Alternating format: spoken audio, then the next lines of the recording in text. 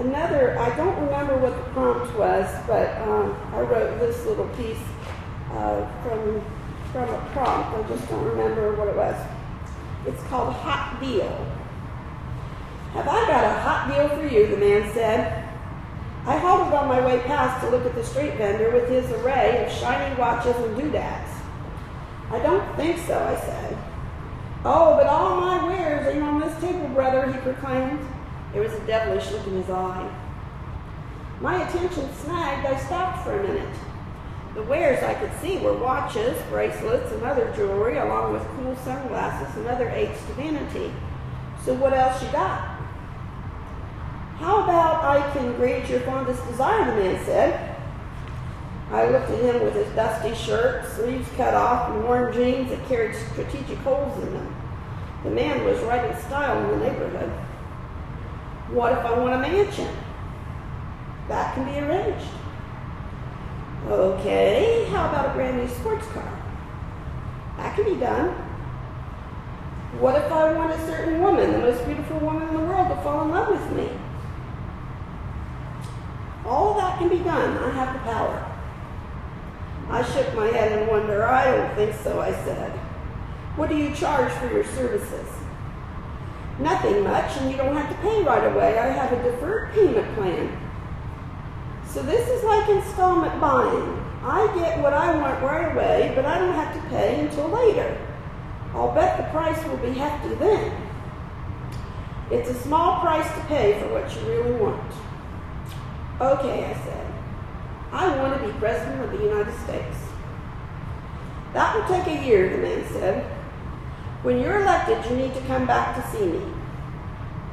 I went on my way, sure I'd never see the man again. But suddenly my political career took off. Before I knew it, I was running for the highest office in the land. On election day, to my surprise, I won against a well-known politician. I thought about the street vendor that day, but decided that he'd had nothing to do with my sudden success. How could he have? My inauguration went well, and I was standing before the country, ready to make my State of the Union speech, when pandemonium broke out in front of me. Something hit me in the chest, and I found myself falling as a number of Secret Service men jumped to cover me. In surprise, I saw my blood running like a fountain onto my shirt as I lay dazed and growing weaker. How can it end this way? I'm here for my payment, a voice said, and I looked up at the street vendor. Why? You didn't do anything, I said in panic. Where had all the Secret Service men gone? I made you president, he said. But I haven't had time to do anything as president, I whined. No matter, he said, a deal is a deal, and I've someone else in line who wants your place. You didn't ask to be given time to do anything, you just asked to be made president. Who are you? The man glittered and grinned his devilish grin. I watched as my eyes grew dimmer and dimmer. Finally, I could barely see him. I wanted to ask him why he was reaching his hand into my chest, what he was pulling out of me, but I couldn't say a word. With a slip and a tear, my soul was ripped from the shell of my body. It was held tightly in the vendor's fist. This is all I want, he said. It's such a small price to pay. Really hot deal about a ticket. Something about a ticket. So this is called the ticket. That's the ticket. Hal Baker, her father, always said to express approval. Shelley wondered what that meant when she was a child. Was it a ticket to Disneyland, a ticket to a fancy dinner, or was it a ticket to a concert? One day she asked her father, and he told her that what he meant was, "You're on the right track. That's the way to do it." Long after she was grown, she would cheer herself on with self-talk. "That's the ticket, Shelley," she would say, and somehow it comforted her almost as much as if her father was saying it to her. Oh, how much she had loved her father when she was little. She could remember when she was 5 years old how in the afternoon she would wait for her father to return from his job at the factory.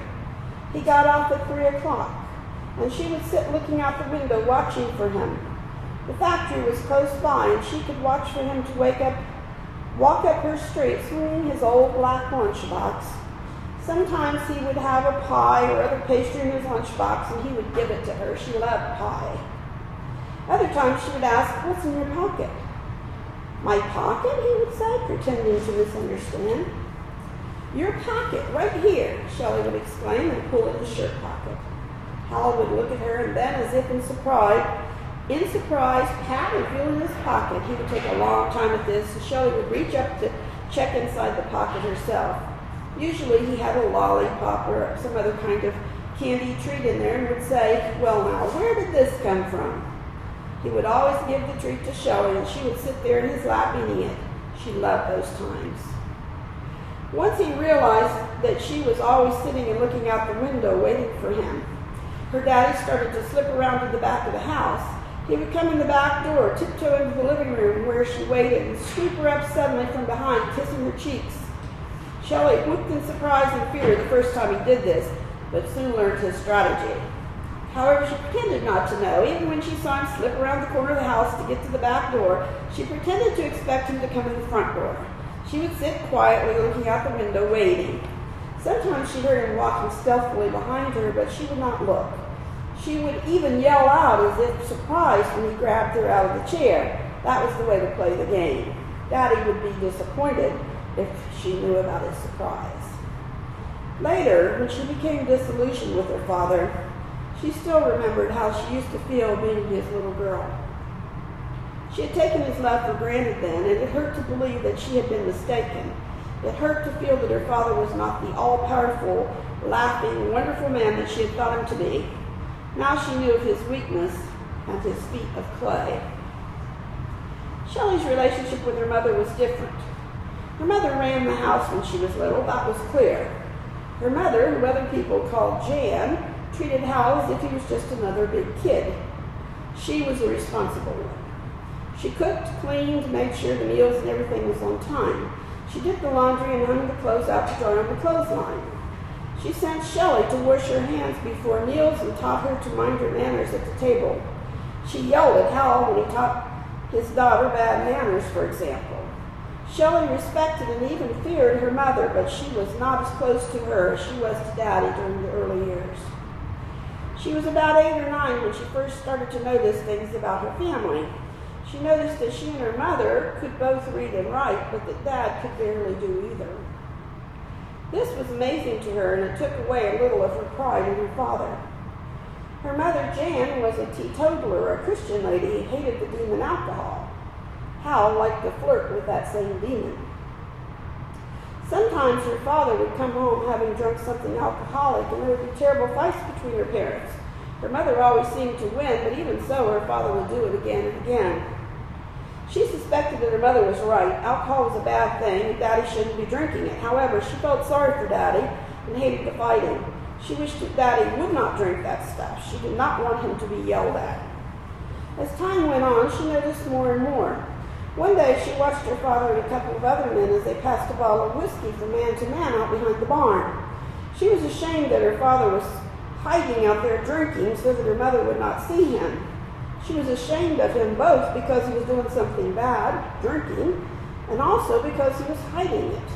That definitely made him a bad man, a weak man.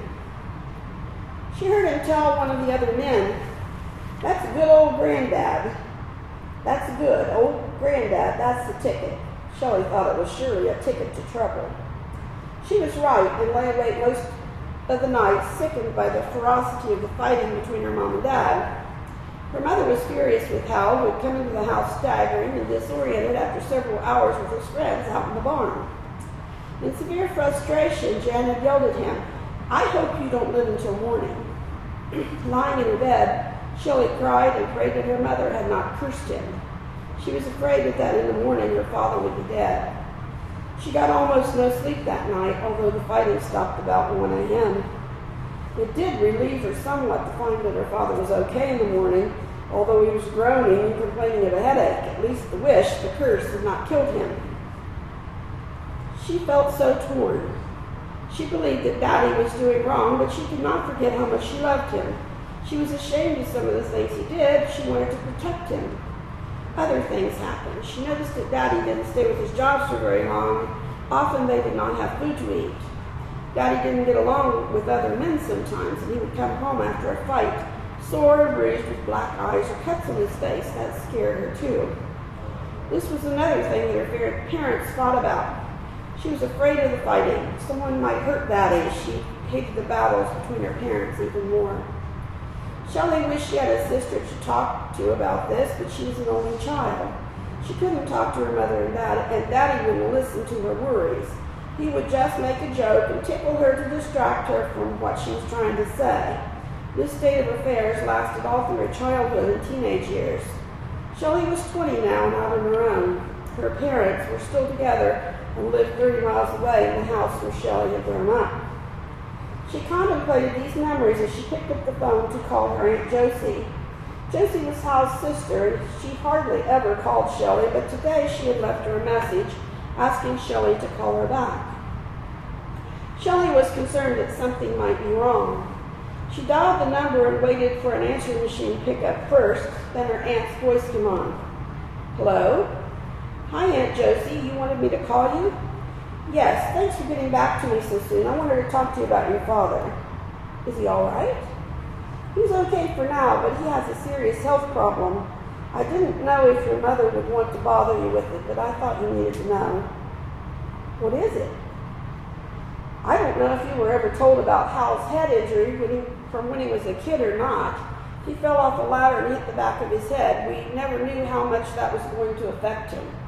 I think it was mostly a problem when it came to academic things such as reading and writing. Otherwise, he managed pretty well. Anyway, the doctors have found something that's pressing on his brain. They're going to operate on him to relieve the pressure. Oh no, when? Next Tuesday. What hospital?